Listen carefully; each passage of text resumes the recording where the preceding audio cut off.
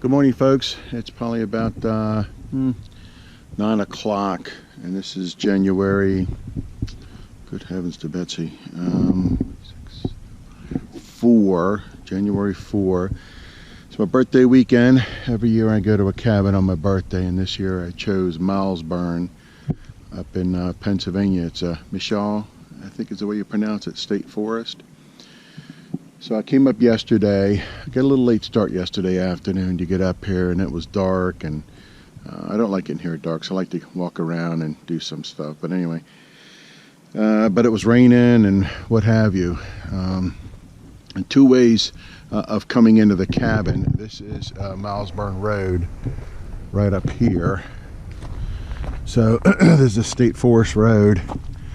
I assume it just drives right through the center of the forest. It's a nice road. I mean, even in the winter, it's got a couple of spots you got to be careful of, but overall it's not too bad.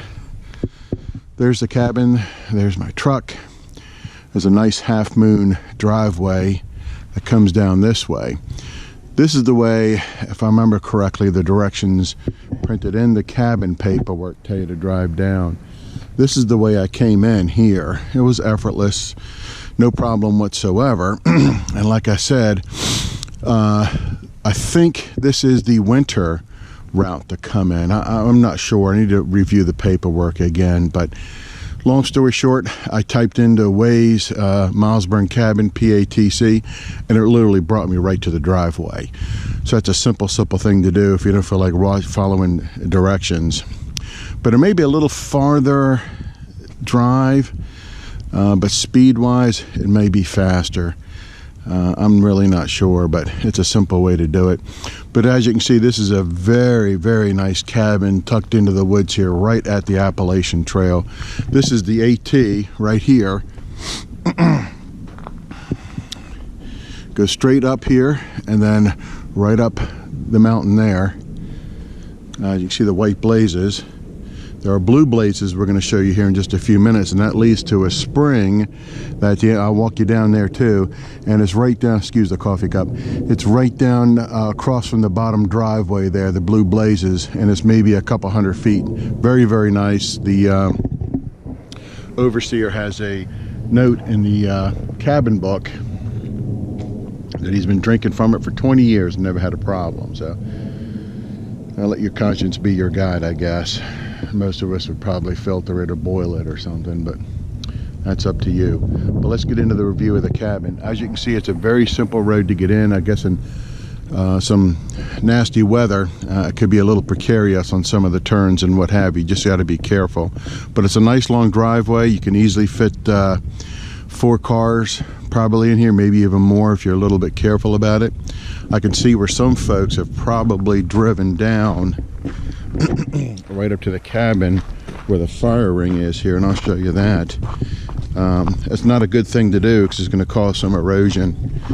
So oh, here's the sign. So Pine Grove Furnace is 11.78, Caledonia State Park is 7.14, and of course it's telling you about the 2 nearest shelters as well. Now the sign on the bottom, of course, is the spring, and that's the blue blazes here, and it'll run you straight down across Milesburn Road, which I'll show you here in a couple minutes. White blaze for the AT. So you could, you know, pull down here and drive up here and pull your vehicle in up here, but you probably don't want to do that. It's going to cause some problems here with the spring eventually, but maybe just the overseer does it currently. But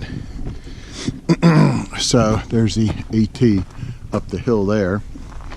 So here's the back way to the cabin, if you call it a back way. It's a second way in, walking in.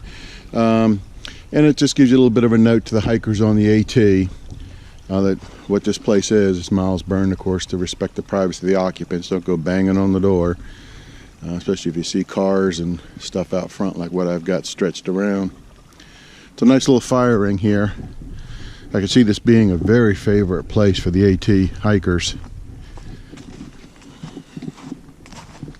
People have been splitting wood here. Really nice fire ring. 4 benches, easily hold 3 people apiece.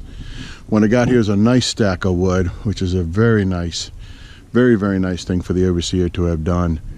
I brought 4 bundles of wood with me just in case, which I'm burning that first so I don't have to touch the wood that the overseer has placed here. The tools are inside the cabin on the right hand side, which I'm going to do another video of the inside. I did one last night. It's really dark, but I might go ahead and whip out another one. But like I said, it's a very nice thing to come here and find some wood here. Some of the cabins you go to, they're a little sparse because the people before you weren't very nice. So this is the bridge that you have to come through if you park here. You can see that's exactly what I did. My truck probably would have fit in there. It would have been a little squeezy, but I think I would have got it in there. It's a very nice little stream here, creek, whatever you want to call it. Water's running real good. It rained pretty good yesterday and the day before, so it's got some good water in it. You just got to carry your stuff across the bridge. There was a little slick, but it was okay. The dog didn't mind at all. Out front I have a solar panel that I'm using for electric inside. It's just creating 12 volts into a lithium iron phosphate battery pack that I use for indoor lighting, running my amateur radio and recharging my phone, my GPS, and blah blah blah. Just a little box that I carry inside and set it inside the cabins. Just really simple for those primitive cabins where you need a little bit of electricity for a few things. But this is just a beautiful place, very well made. We'll go ahead and walk you around here. Nice front porch. It's got bench seating the entire length of the porch. I brought a chair out here to enjoy breakfast this morning. I had some oatmeal and enjoyed the sunrise here and had some coffee. The bag hanging is the something I brought a couple of eggs and some sausage in for the morning tomorrow for breakfast. And I got a couple frozen packs, and I just want to keep it as cold as possible. I've had no problems with any animals out here. In fact, I haven't seen anything at all. I'm sure there's all sorts of stuff living here, mice and what have you, but I haven't seen any evidence of it yet. And the black bag's on my amateur radio gear, and I'm going to set up an antenna right here stretching from that one branch there. And I'm going to stretch it out that way and out this way and run the feed line along the ground and into the window like I did the power from the solar panel. That's a Power Film 7200. It's a 120 watt solar panel. So this is the outside, and I'm going to go over the opening of the shutters. Some people in the cabin logbook said they couldn't figure out how to do it. So I'm going to run you through that too. There's some nice little kindling here, which I'm going to gather up probably tomorrow and throw it in the cabin. Everything's just soaking wet, but I have no choice. I didn't bring any kindling with me. I did bring a bunch of newspaper to pop in the box, which I'm going to leave. So here's the back. I assume this is probably where they had the wood stacked at one point, which is kind of nice under some under shelter. This is the top pieces here are a little damp, but it's all right. So these are the shutters. Obviously, this is a view from the outside, but this is incredibly well made.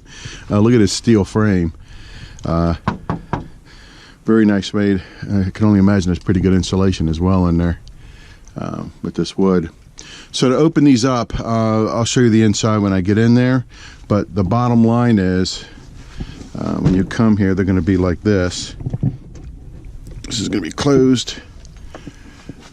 This is going to be closed like this, like that, and these bars are going to be up like this. So as you can see, there's a hole there, and it's a corresponding on the other bar. So all you have to do is, I'm going to drop this bar because I only got one hand because I'm trying to hold the bloody coffee, is you put this through the hole of the 2 bars, and there's a corresponding hole on the inside that this goes into, just like that. And there's a wing nut that attaches on the inside and cinches this up, and it's a very nice simple little operation they have done here. It's very effective. It keeps people from messing with the cabin. I remember reading in the logbook they had some folks break in the door or something. Just idiotic behavior. So here's the hole, of course, that it goes into, and on the other side there's a steel plate with 4 screws, and then you just put a wing nut inside and it cinches this up nice and snug up against the frame, and it works very, very well. So when you get inside, you got to undo all the wing nuts and then come outside, just grab the bars, pull them. The bolt will be loose, and just grab the bolt, slide it out, let the 2 bars drop, or you think there's only 2 on each side, some may have 1, and just let it drop carefully, and then you can pop open the shutters. So this is still not the best amount of light. I mean, it's not sunny out. The sun is out a little bit, peeking through some clouds, but even inside with all the shutters open, there's still a need for a light to do any kind of fine work, like I'm trying to watch the pot and boiling water and things like that. So nice piece of property here. They've got pretty good space here. They mentioned in the logbook that a lot of the kindling has been, or wood has been gathered. There's a lot of stuff on the ground now. I think because of the last storm or 2 we've had, has probably knocked a lot of it loose. Very nice construction. Again, this is the same shutter system as on the other windows. You still need a light inside. And this is another view of the front porch. And we'll show you this. This is just you got kids. I mean, keeping them off the road. I've only heard 1 car since I've been here, and granted it is January. Hunting season's over and everything else is over. But it's just beautiful here. A lot of stuff for some kids to do. And of course with the AT here, you got quite a few hikes. There's a lot of local hikes. There's the privy up the path here.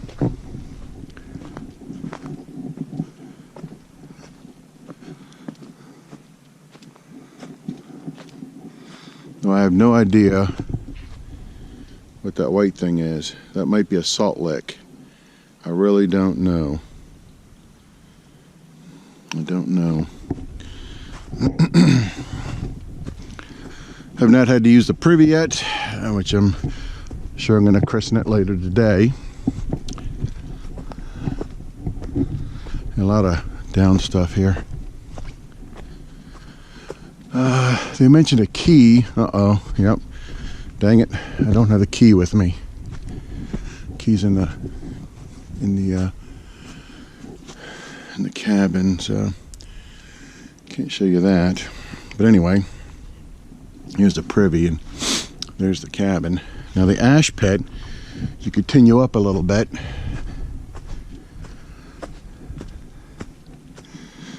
and there's the ash pit.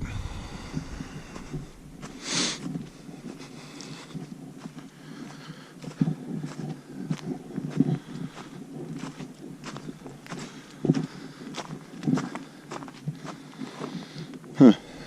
This might have been the old privy spot.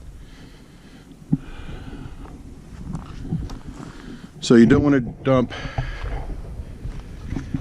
priority here is, you know, important, you never want to dump cold water on the ashes in the stoves, either stove. Very bad. You can see this is just a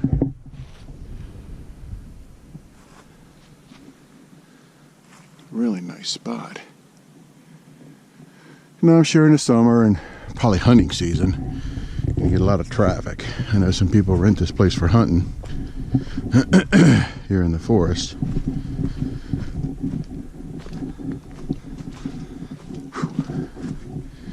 That thing's a tad bit ripe. I guess they have to lock it. I don't think the others I've been to. I think this is the first one that's been locked that I remember. I think the balance of them have just been a little turn handle or something. I suspect there's a lot of people that will come up here and try to use it, just hiking the AT. So they try to limit their usage of coming up here and maybe bothering the renters. So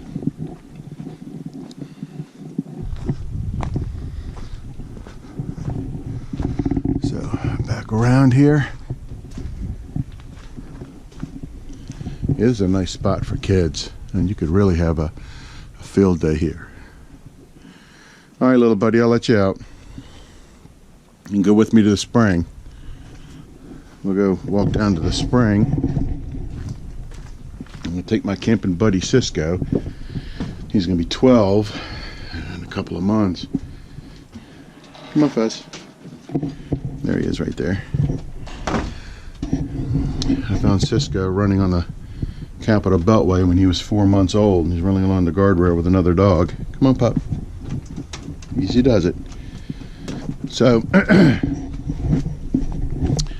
we'll do the insides here in a bit. So we're going to go across the bridge and we'll show you the...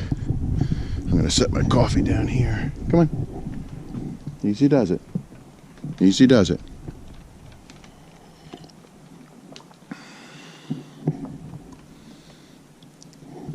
So this little spring here goes down just past the driveway here to the left of the driveway, goes under the road, and it goes that way, and the spring actually comes out and meets this creek, I guess you want to call it, or whatever.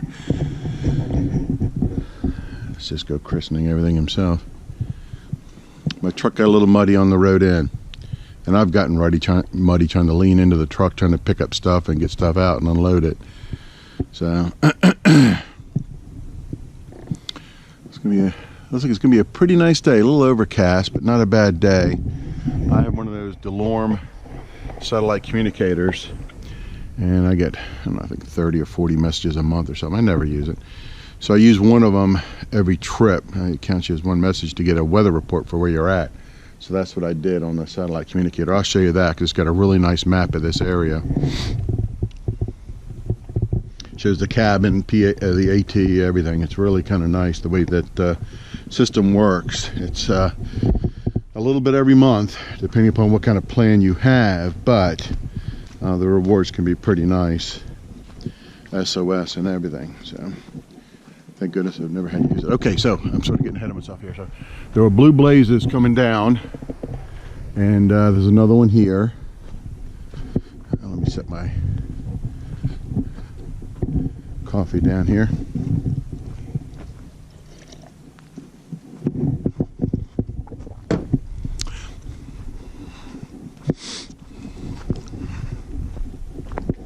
Hey, buddy, what you doing?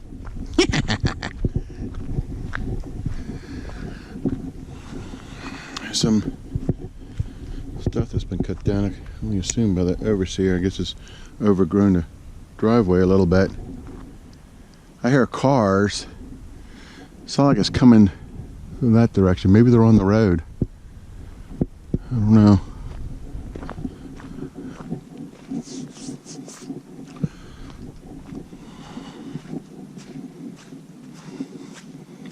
So this is the bottom part of the moon driveway, as you can see. Cabin, crapper. And this is Milesburn Road. There's a path there that I might take later just out of curiosity to see where it goes. It might be one of the local ones. I gotta say that the cabin book here is superb, and it's one of the better ones. Pictures, descriptions of everything. I mean, pictures of the spring, how to use the stove, start and stopping, and do's and don'ts, and starting both the cooking stove and the wood stove. It's just a superb book. A lot of good information in there. There's information in there about a guy you can buy wood from. Now, my recommendation would be to put that inside the cabin paperwork that you get from the PATC. This way, on the way in, you could call the guy a few days in advance. Say, look, I'll be there on Thursday picking up 10 bucks worth of wood or something. You could grab it on the way in instead of getting here, find the information, and going back out again. It would be kind of handy to have, and that's from a PATC member just outside the state forest here. All right, little buddy, come on, we're going this way. Come here. So here's the creek, whatever it is, that comes down from in front of the cabin here under the road and goes this way. So we're going to take this right to the spring, hence the sign and blue blaze. Come on, fuzzball. Come here.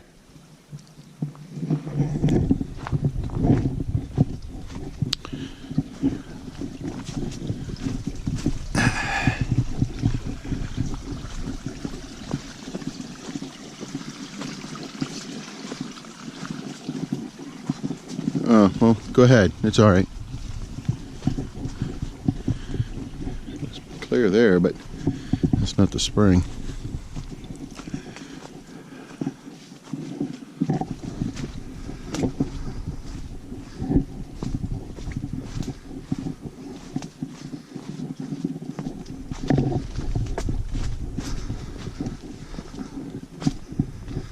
And here's the spring. So, go over there, buddy.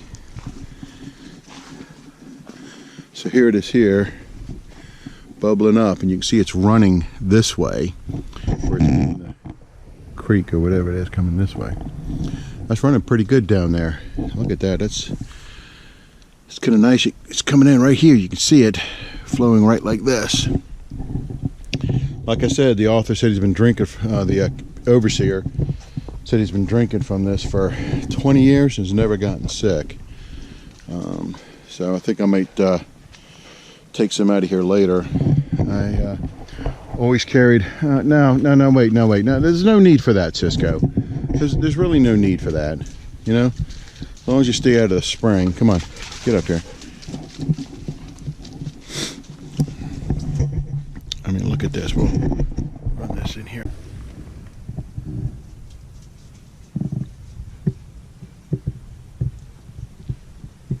You can see it coming in there. We'll run that a little bit. I'll get some of that later. And that's the end of the spring there. So let's go ahead and head out. I should have brought a container with me. Didn't think about it. I've been using an MSR gravity filter bag for these cabin trips for, oh my goodness, many years. Never had a problem with it. Ceramic filter, it's large, it's heavy. So it's been very reliable, but I decided I want to go ahead and get something else. Now I have a squeeze and a mini, and they have been fantastic. But when I have the dog, he slops up so much water that it's just simpler for me to use a gravity bag. You can grab a gallon of water and not fool with it. So I bought one of the Sawyer gravity systems with the dual feed bags, and I'm going to try that while I'm here, see how that works. Nope, I need to give you some medicine, so we're not going yet. That means no. Cisco. This is the Delorme InReach. This is the let me open it up here, unlock, so you can get check messages, tracking, settings, social. You can post to Facebook. I've got weather report. That's my location. It was downloaded. I got it about an hour ago. And marine is disabled. This is the weather basic, and this is today. I can hit the OK button and it'll give me the hour by hour.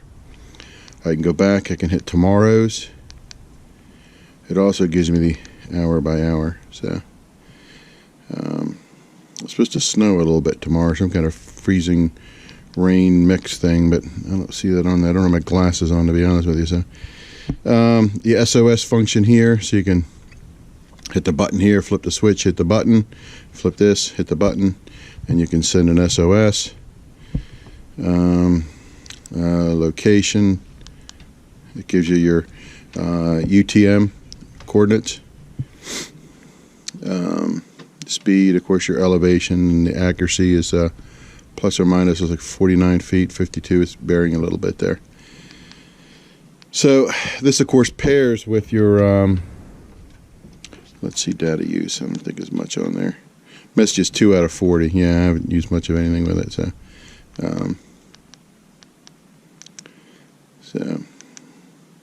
you can do tracking, breadcrumbs, that sort of stuff. So this is the app itself. If I can hold this and do this at the same time here, it's a little precarious. So now if I enlarge this, as you can see, Milesburn Cabin is right there, and there's the AT here, the dotted line. And then this is Milesburn Road.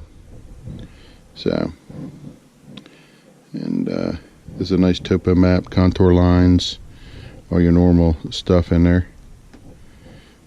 I can do the messaging from here. I can do tracking from here. I can start and stop it. I can upload it. Your generic digital compass. And of course your waypoints, routes, history, weather. So if I click this, it's going to give me the a much better view of the weather than what's on the device itself, as you can see. Slight to moderate chance of rain. Today, tomorrow is supposed to be, looks like a little windy, some rain, 31 to 32 degrees. It's definitely going to be colder tomorrow. Right now it feels like it's in the upper 40s with the sun out, which is very nice. And of course a little bit for Monday, more rain, cloudy. So, not the best weekend, but hey. In reach, it gives you the power, check for new messages, all the options here for the tracking status. So it's a pretty neat thing, but I pay about 20 bucks a month. I use it quite often, and it's been handy a couple of times when I've been not stuck places, but I'm out like this where there's no internet, no cell phone service, and it makes it kind of nice. But the HF station that I'm going to set up, I'm going to be using Winlink, and I'm going to be probably doing a pack tour. And like I said, I'm going to set the antenna up going this way. It's just a simple quad band link dipole. I'm going to do the feed point on that branch up there, which is going to be plenty high enough. And I'll just bloop one leg that way, one leg this way. It's not going to catch anybody in the eye walking through or anything. And just run the coax, the feed line, up into the window, and I should be good to go. So I'm going to go ahead and finish my coffee, sit down and enjoy it, and I will be back on in a bit. I will give you a quick hookie on the battery box. This should be pumping in some power at this point in time. It's almost not quite direct sun, but it's pretty close, so it should be doing pretty good. And I need to go find my dog. I don't know where he went. So this is my Go bag. And it's literally a bag with individual components for the radio kit. This makes it simple. I have a Go box all mounted inside of a 4U Gator box that I use for deployments, but this makes things real simple here. It's got my antennas. I have my quad band link dipole by Soda Beams, and I have a really nice NFED, which has been my mainstay for many years. It is done by My Antennas, and it's been very, very nice if you have the real estate for it. I have a Comet antenna analyzer, and all the devices themselves, you know, the radio, it's an FT891, and the modem, Signal Link, or whatever, they're all inside of pistol bags like this. They're padded, a lot of loops for cables because they're designed to hold magazines, zipper compartments, so they're fantastic for individual components. This way, when I set up the kit, I only take out what I need and I don't have to mess with anything else. There's no power supply in here because everything I run is off the battery box inside, hence the recharge. I was using the laptop last night, and I'm just recharging it right now. It's probably about 40 or 50% done. And the battery box has been very nice. I really enjoy having it. It makes life a little bit more enjoyable here. And I lived many years without it. And I used to use one of those power pots on top of the wood stoves in the cabins. And that would run a USB LED light strip. And that was all I had in there with the headlamp. And those were fine for many years. All right, let me go ahead and get this antenna up, get the station up, and I'll be back just a bit. Okay, I'm back, and let me show you the quick HF antenna that I put up. It's a little hard to see, but I'm going to try to give you the best go here possible, just so you can run it along. Here's the feed line, and it's RG174. It's HF, so it is not much of a loss. There is some, but not much. And it goes up to the, I left the yellow winder that has the third guy line on it. So you can see it up there. That's the feed point. There's a small ballon. The coax just comes off like this, and it's going into the cabin, and I'll show you what I have there inside. One leg of the dipole, it's a quad band link dipole. Right now it's set to 30 meters. It's tied to the one of the bungee cords there, and it's right here. Let me show you. This is it right here. So it's really thin wire. It's insulated. It's not designed for any kind of permanent installation. It's all temporary, but it does work well. Alligator clips separate the bands. So this is one leg. It goes up to the ballon. Usually 20-25 feet. I got it up a little higher than that, I think, this time. And the other leg simply runs down this way, and it's to the tree here.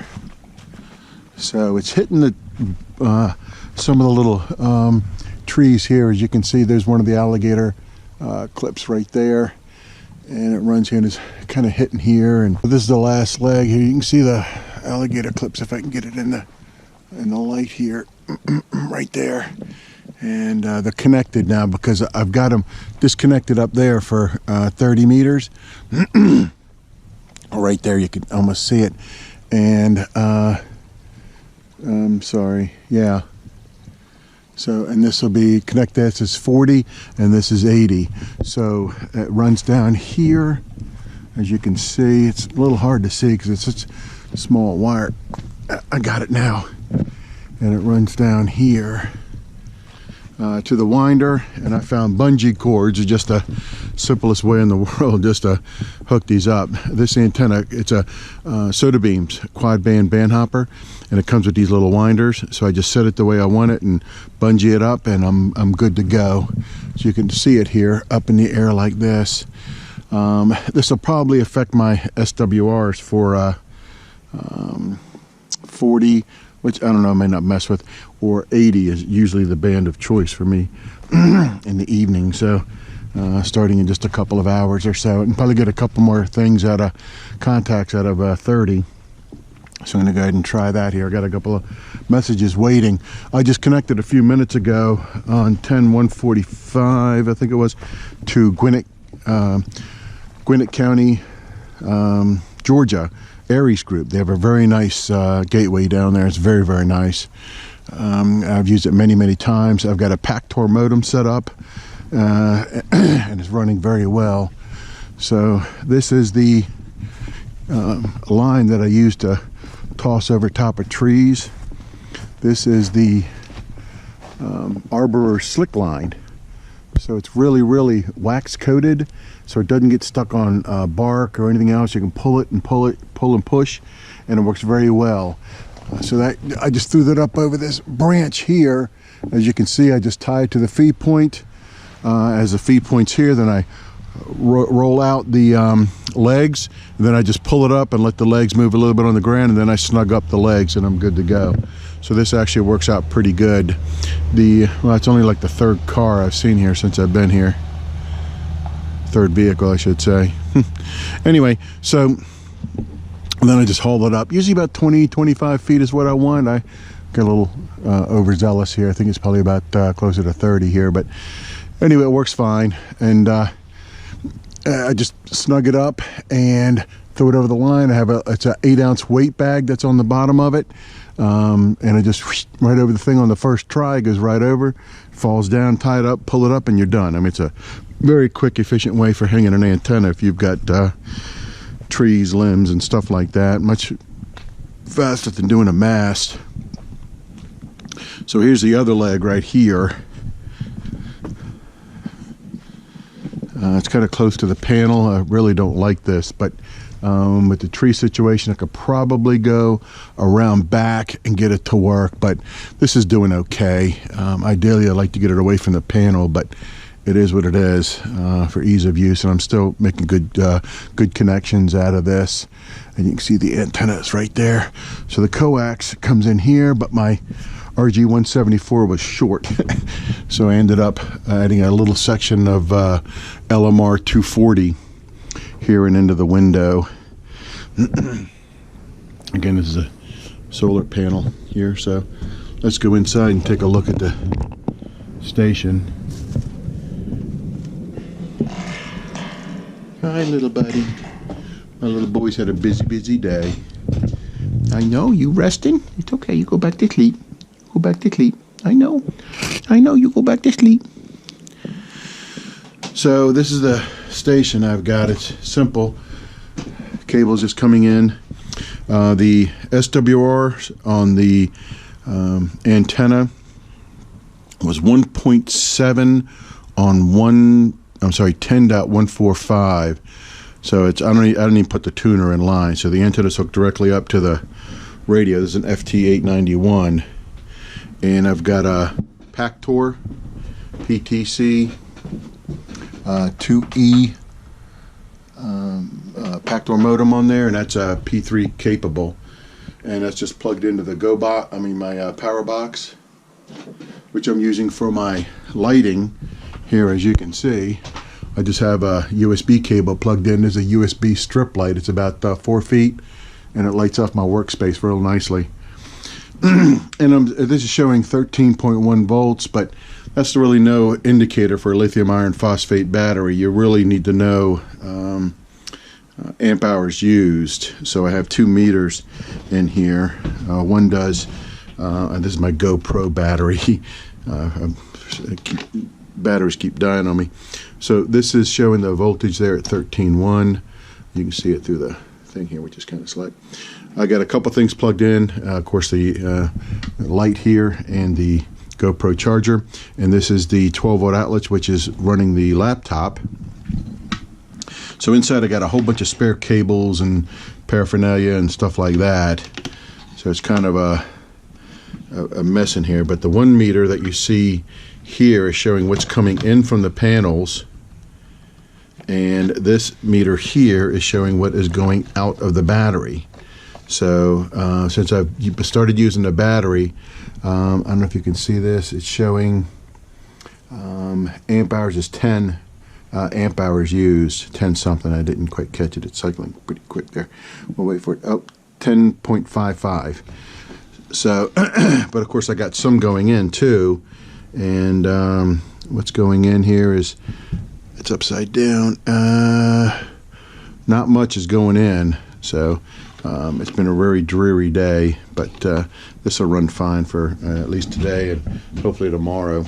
I added a couple of things here on the side. I got a USB outlet which goes to the Epic Power Gate, which is in here, which is handling all the in and outs. Lithium iron phosphate compatible. So I can plug in a USB cable, hook it up to the laptop, and I can see all the data that's going through, the in the battery, out of the battery, solar status. If it's hooked up to a power supply, I can see that going in and all the information. I added this because of the Epic Power Gate. I wanted to be able to just plug in a power supply to charge it, and of course the solar goes in the bottom. I need to change this to a green here. It's green on the inside, and I ran out of the power pole green, so I do want to fix that. And I did add a couple of extras up here. Since I have the Epic Power Gate, I have another output from the system, and that's what these two are for. So this is the power for the PTC modem, the PATC modem. This is the power for the radio, and that's it. It's really a simple little setup. There's not much else here. I have a tablet that will do the same thing, and it's a fraction of the power consumption, but I kind of like this. I'm used to this. It's already set up in this. I just got the tablet, and I'll sit at home and set it up, and I'll start using that on some trips and things. But that's it for now. I'll give you a bit more here. Well, actually, here, I'll tell you what. Let's go ahead and see what we got here for a connection. I could try to hit something here. I may have to turn that light off to give you a view, a better view, I should say, of what's going on here. Let me see. That might be kind of bright. So, okay, this is just a screensaver I've got going on here. There, that's not too bad. So let me see. We're going to minimize this. So I've got one message ready to go outbound. So let's go ahead and make a quick connect. So right now, as you can see, it's on 10.144.5. And this is frequencies are changed by Winlink. I've got the USB cable in the back, and this basically has a built-in SCU 17 for the most part. That's nice and warm. And it creates two COM ports in your computer, a standard and enhanced, depending upon what you want to do. You choose one or the other. This also has a USB cable, of course, and of course the data cable for the PTC modem. And that's all that's plugged into the back other than the antenna and the power. And of course, here's the microphone. This has been a great little radio. I have this and an 857D in the box, and it's been fantastic. So the only connections back here is I've got the USB cable, of course, that goes to the radio for the control. And I have a cable here. Let me see, this is, nope, that's not it. Here, I got a cable here for the external hard drive because I've been doing some work. Power for the laptop, which is of course this power brick here. It is running off the 12 volts, 12 volt adapter on the battery box. And the modem itself simply has the power coming in, the audio cable that goes to the radio, and the serial cable that goes to the laptop, which is kind of nice for these rigs, because these laptops, because they have hardware serial ports. Every one has I have two of these, and every one of them has a COM1, so it's always the same no matter what you're doing, which is really, really nice. So let's go ahead and try to make a quick connect here to, we're going to try the same place here.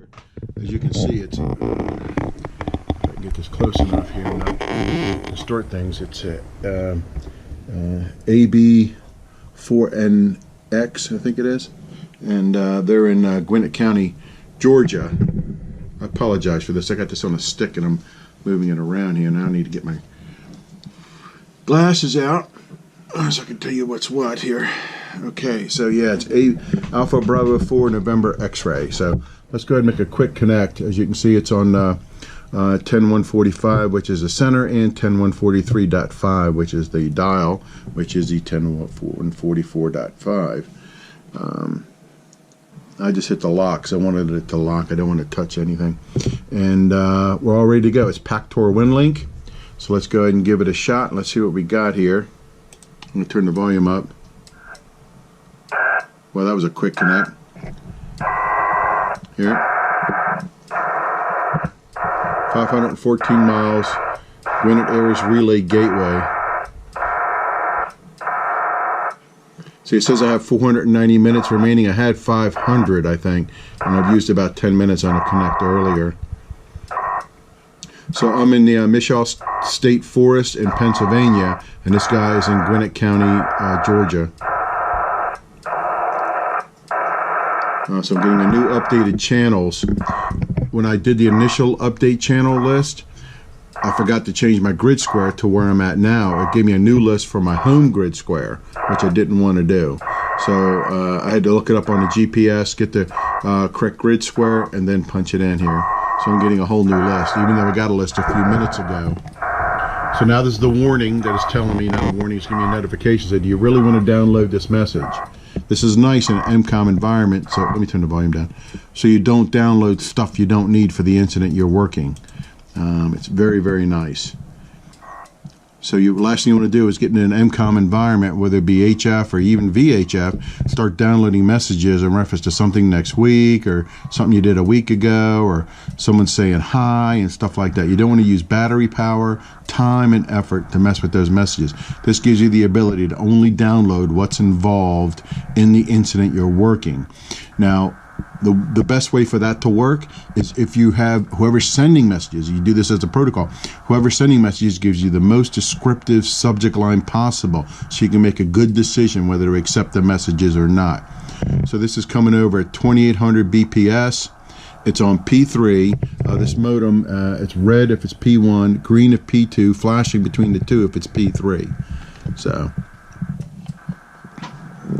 it's coming over pretty good. So inbound messages go from right to left, outbound messages go from left to right. When you connect, it always sends your outbound messages first.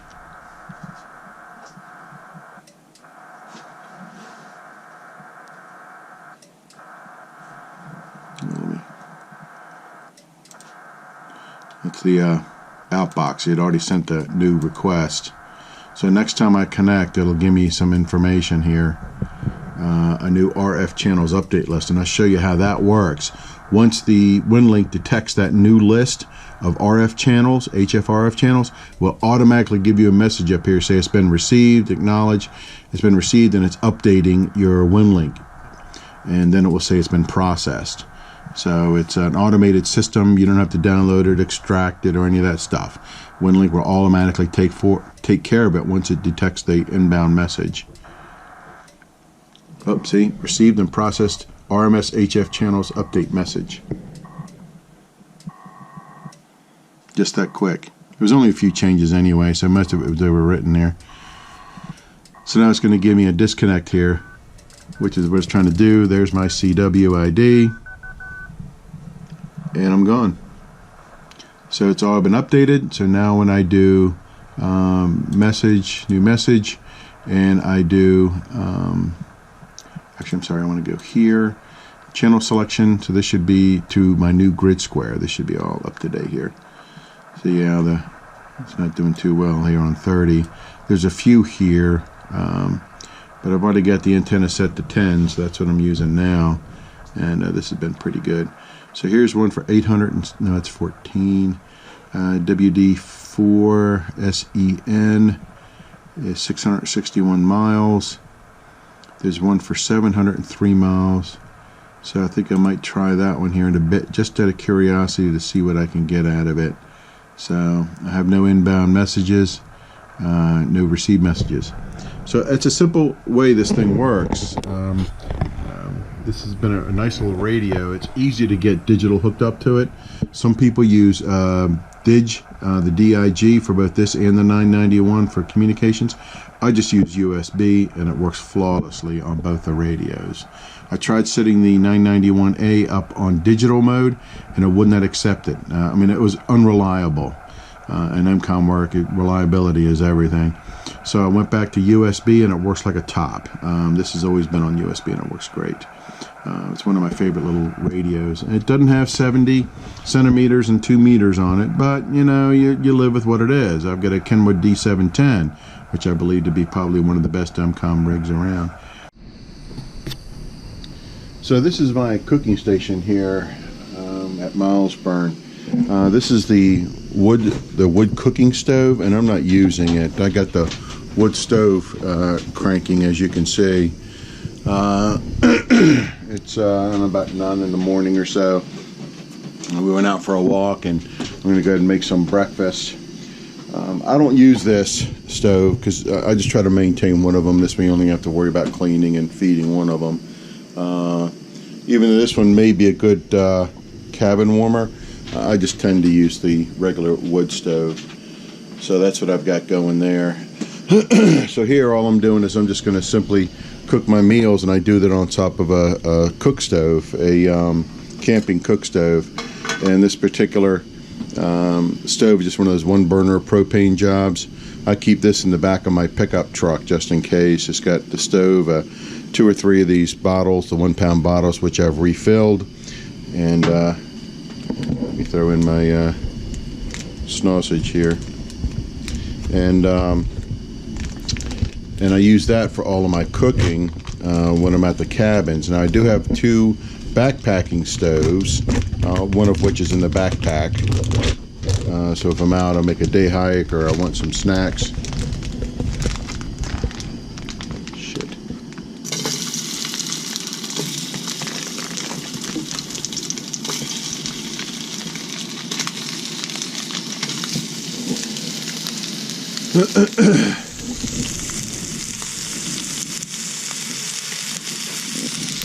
So this is just a couple of those Jimmy Beans. It's been kind of nice here. It's been cold enough that I can keep them outside inside of a small cooler with an ice pack. I haven't worried about ice or anything like that. This is a cook set that I keep with me in my backpack when I go, just for this reason. So I'm using, excuse me. Let me turn this down just a tad bit here. These work very well, these little stoves. I've given many away as gifts for emergency preparedness inside their homes when their electricity goes out. I get natural gas in mine, so don't worry about it. I gotta have coffee every day. I got my creamer that doesn't need refrigeration. It's not my normal stuff. I usually use the stuff without sugar, but that requires refrigeration. And I put up just a dabble of oil in the bottom of the pan. I'm gonna make some eggs here in a minute. I got 3 left.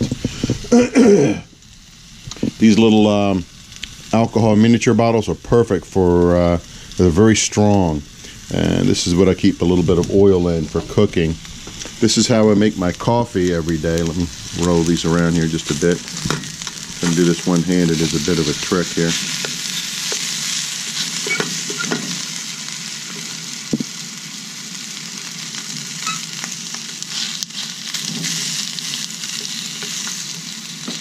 So I make the coffee with this My Joe thing. It works well because I can do K-cups. So I bring a bag of K-cups with me since I'm not have to hike anything.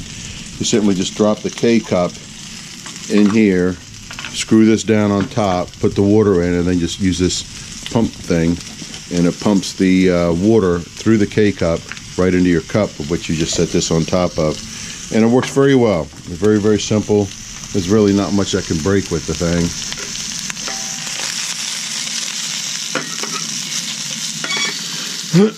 This is the pot that they had here up on the shelf, and I'm using this just to heat water for the K-cup. And that's really all I'm using. I did use 1 bowl for some oatmeal. This is my water that I drink, and that's it. Paper towels, another thing of water. Cisco's waiting for snacks, as you can see. And this is pretty much my meal setup. I don't cook on there because it's a little, to get it hot enough for me to cook on is, then I blow myself out of the cabin. So this just seems to be the fast and easy within just a quick flick of the Bic thing that was here in this box. I can have this thing up and running and have coffee in just a few minutes. I don't have to worry about stoking and feeding and stuff like that. So, I'm going to swing this around so you can see without the light. Now this is with the light, but if I take the light off, you can see how dark it is here, even with the shutters open. The one shutter over there just blew shut. It's pretty windy out. It's about 35 degrees, 33, 35.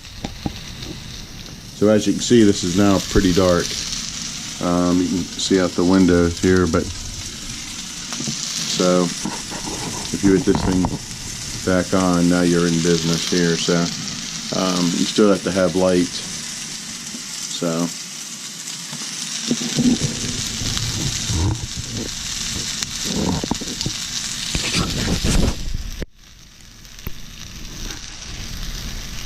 okay, so this is the inside of the cabin. I mean, it's just a really nice little spot. As you can see, I have to have a light on to record. Even with this one window open, I just closed this one because I wanted to show you guys how it works. Some people wrote in the logbook that was a little, they couldn't figure out how to get the shades, the shutters open. So it's very nice. There's a lot of seats here for people to sit. There's a couple of rockers. One of them looks a little suspicious. I don't think I'd get in this one with my big Bavarian cream laden butt. Anyway, the wind has been blowing pretty good today, so it's been closing these things. I didn't latch them open, which I should have. I had no idea it was going to be raining. This is upstairs, which I'll show you in just a minute. But so this is the shutters. This is it open here, and as you can see, there's nothing protruding through this hole. These were for the wing nuts, but clearly they didn't last. Which I'll show you how to close one here in just a minute on the outside. But this is closed. So this is the way you'll find it. It has a wing nut on the bolt, and this comes through the 2 bars that are outside. It's a very secure way of doing it. Someone was using the old noggin when they decided to do this to keep the windows secured and people from breaking them. I know they have it in the logbook, someone had done some damage to the door. So all you got to do is just screw the wing nut, and then get on the other side, which I'll show you here. Get on the other side here, and these are the bars, and literally just give this a quick pull or so, and this long bolt will just come out, grab it, and lower these 2 nicely, and then you can open up the shutters. So it's actually quite nice. So this is the other door, I'm sorry, the other shutter here. So I'll show you how to do this one here real quick. I'm just going to make sure these are closed. Here's the bolt. They take this one, I guess, to keep the draft out, I suspect. And just close this. Starting to snow here a little bit. I'm going to try to do this one-handed, so bear with me. And then all we're going to do is lift this up, put this in the center, and then you're going to see the hole there in the middle, just up and in, and it's going to go right inside, just like that. So now those are pretty nicely done. So inside we're going to put the bolt.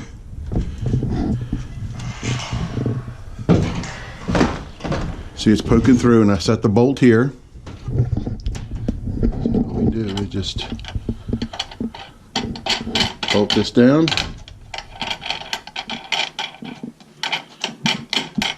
And they are secure. Some of these are missing the screens. As you can see, this one's got holes in it. Looks like they hit this thing with it when they opened it up, didn't take care of it. So you just cinch it down a little bit.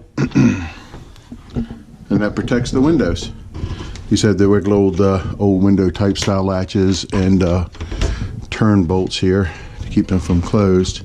This is the overseer's dishwashing station. He has a very neat method of washing dishes here. This is the only stove I used. It's hot, as you can see, it's still burning actually, so I can't get the ashes out of it. You should never ever pour water on any stove that's hot. It's very bad. So let me go ahead and walk upstairs. So this is the door for upstairs. There is no handle on it, and it opens up right nicely. A couple of extra coat hooks there. So left foot first. As you can see, it's like a stair stepper. And this is a little bit precarious. So if you have little kids or something like that, you're going to watch them. You're going to have to watch them. This is probably not good for dogs either. Hence, that's why I slept on the floor down here. So left foot first, and they are correct. So left foot here, and then just walk up normal. And as you can see, right, left, right, left, left, right, left, and then right again, and you're on the top. When these just have regular old latches on the shutters here, you don't have to worry about people out. This is for the overseer. See, the cabin overseer, his stuff is in here. These are the mattresses. The book said leave them out, that they appear to be mouse proof. So don't put them away. It's a test, so I'm leaving them out. Maybe they said later in the book. I didn't go through the whole book, but anyway. So these are the nice little rooms that got set up here, as you can see. As you come down straight, it's like a double here, which is kind of nice. And the floor right there, as you can see it, there's a vent, and that's right above the wood stove downstairs, so some heat will rise up and heat this up a little bit in the winter time. But cracking those open to give you some nice light in here. This one is basically a double. This one is several singles. 1, 2, 3, 4 singles. And this is the older mouse cage for the mattresses and blankets. Like I said, the thing said don't do it, so I'm gonna leave them out. But there's plenty of space in here for people to hang out, sleep. And then you get another room here, which is, I think, just the opposite layout of the other room. 2 bunks and 2 singles. So you got plenty of space, a little bit of shelf space here because of the way the cabin was put together. So it's kind of nice. No frills, simple, basic. We weren't up here at all other than to get the mattresses and put them back away. But this is kind of neat. So there's pretty dark up here. So you're going to have lanterns, headlamps, lights, what have you. There's an awful lot of graffiti in here, and it's unfortunate, but it's the nature of the beast, I guess. A lot of stuff. Some stuff dating back from the 70s I've seen. This is an old hunter's cabin, I believe. Sort of built it unauthorized or something. Right foot first, the sign. You have an old post here. So right foot goes down first, and then you simply just walk backwards as you did coming up. opposite, and that's it. You're back in. I'm going to shut this, and that's pretty much it. It's been a very nice stay here. I really enjoyed it, and I'm going to take some more pictures from the outside. I'm going to take down my antenna and a couple of other things, and I'll be on my way here in just a bit. So